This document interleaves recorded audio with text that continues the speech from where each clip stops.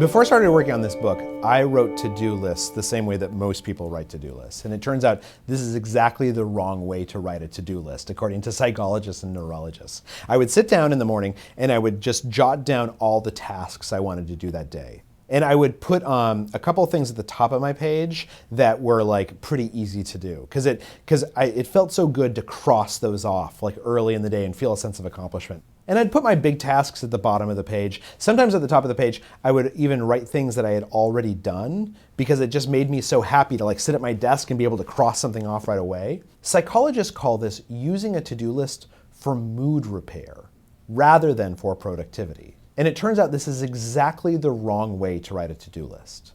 The right way to write a to-do list, the way that genuinely productive people and companies write to-do lists, is that at the top of the page, they write their big ambition, their stretch goal. They write something that seems almost impossible to achieve because that reminds you all day long what you actually want to get done.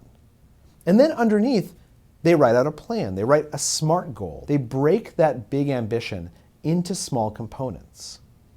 Now that gives me a way to start in the morning. But what's important is that when I get something accomplished, when I'm able to cross something off my to-do list, I don't experience that sense of relief that allows me to go spend half an hour or 90 minutes like on Facebook, right? I don't feel like I can take a break and I can go waste time wandering around. I'm ready to start on the next task because at the top of my page, I'm constantly being reminded that although I'm making incremental progress, this is in service to a bigger goal. There's something bigger and more meaningful that I want to accomplish this day.